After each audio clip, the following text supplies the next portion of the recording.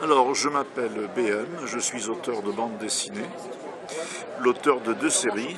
La première, Gaspard de Besse, un jeune homme qui a réellement existé, qui est considéré comme le Robin des Bois provençal. Et la deuxième série, c'est Mécali. Alors la Mécali, c'est une série, on est vraiment en 2070, mais dans un futur qui ressemble davantage à la planète des singes qu'au monde de Flash Gordon. Donc voilà, je travaille un peu sur 2 séries, sur 2 pieds, quoi.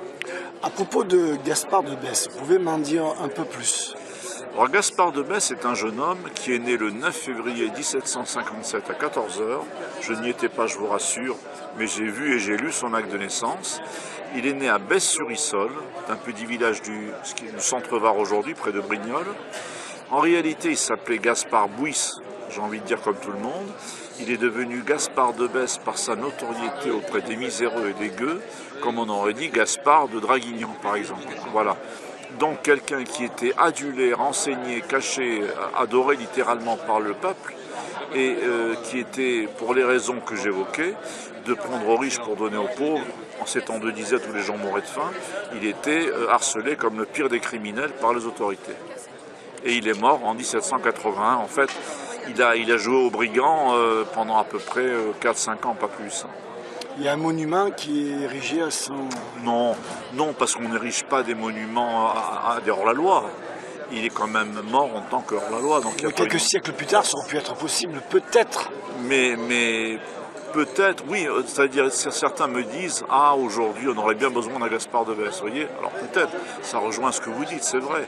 Mais vous savez, moins d'un siècle après sa mort, il y a quand même des personnages illustres qui ont raconté sa vie en la romançant, dont tout de même Victor Hugo, Alphonse Daudet, Jean Écart, ah oui, quand même. Mistral, Claude Seignos, etc. Bon, et puis plus près de nous, Jean Sicardy ou bien Nicole Siravegna. Il y a eu des films sur Gaspard de Besse. Il y en a eu un avant-guerre avec Rémy Eberval. Oui. Il y en a un beaucoup plus récent avec Jean-Hugues Anglade qui est paru sur France 2, je crois. Donc c'est quelqu'un qui est toujours très populaire. Et moi, ce qui le rend extrêmement sympathique quand on évoque sa vie comme ça, c'est vrai qu'il est hors la loi, il partageait ses rapines systématiquement, c'est vrai aussi. Et moi, ce que j'aime chez lui, c'est que c'est quelqu'un qui n'a jamais tué personne. On ne lui connaît aucun crime, contrairement à Mandrin qui tirait dans le tas, on ne lui connaît absolument aucun crime. Et ça le rend quand même sympathique. C'était pas un tueur, quoi, mais c'était quelqu'un qui était effectivement un brigand.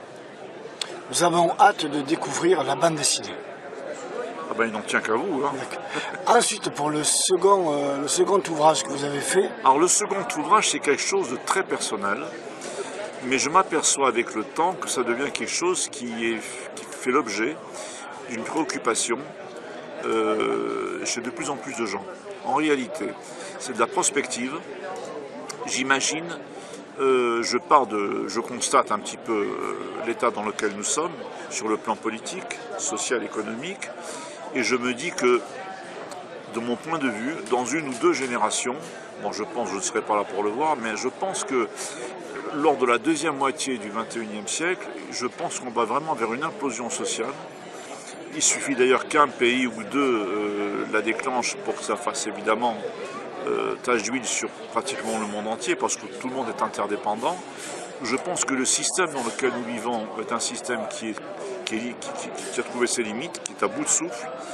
Et j'imagine un moment où il n'y a plus d'État, où il n'y a plus de justice, où il n'y a plus d'armée, où il n'y a plus d'autorité, et où on a des camps, des clans, des villages plus ou moins autonomes, où les gens ont besoin de se réorganiser pour vivre ou pour survivre. C'est à ce moment-là que se passent les aventures de Mécali. Mécali, c'est un type qui, alors évidemment, j'imagine, quelqu'un qui a une force absolument herculéenne, heureusement, parce que sinon il serait terrassé par tout le monde, et c'est un petit peu le sauveur de son village. La barbarie est vraiment généralisée, puisque les gens se tapent dessus pour manger, mais dans ce village-là, ils ont tiré les leçons du passé. Ils se sont organisés d'une façon très démocratique, très humaniste, et ils ont compris que finalement, il suffisait de supprimer les circuits financiers de leur système pour supprimer 90% des dérives. D'accord. Évidemment, c'est très particulier, d'accord? Mais par là même, par cette chose justement qui est très particulière, ils font l'objet de menaces et de violences de la part des autres chefs de clan qui trouvent cette façon de vivre, pour eux, tout à fait dangereuse. Et donc ils sont attaqués en permanence, mais heureusement Mekali est là, puis Mekali quand il sort avec sa force herculéenne, il règle tous les problèmes. Vous avez un projet pour un autre volume à venir? Oui, alors cette année vont sortir très certainement déjà un deuxième album de Mekali. Si le premier album, qui s'appelle Le Minotaure d'Akam, met le doigt sur les manipulations génétiques hasardeuses, le deuxième album, qui s'appelle XN102, va mettre le doigt, lui, sur la pollution, les déchets radioactifs et leurs incidents sur l'environnement. Ça va sortir, je pense, au mois d'avril-mai. Au même moment, va sortir un essai politique, un truc, on n'est plus dans la bande dessinée, qui s'appelle Stellapolis, qui est le nom du village de Mekali. Et le sous-titre de l'essai, c'est « Essai sur une société organisée et structurée sans circuit financier ». Bon, et alors cette année, c'est un peu moins sûr, mais ça en prend le chemin quand même.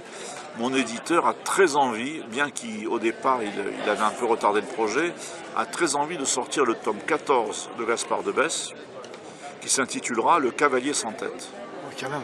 Ouais, alors ça, je pense que probablement, au minimum, il y aura un essai et il y aura un deuxième Mekali. Il n'est pas du tout impossible que d'ici à juin-juillet, il y ait un tome 14 de Gaspard de Besse. Donc vous voyez qu'il y a quand même des choses qui vont sortir. On va un petit peu se pencher sur le passé. Vous avez commencé à dessiner à quel âge? Moi, j'ai toujours dessiné pour autant que je me souvienne. Pour moi, c'était mon passe-temps, c'était mes vacances, c'était quand on m'achetait des cahiers de dessin, de dessiner. Cela dit, j'existe à travers les albums, c'est-à-dire entre guillemets professionnellement.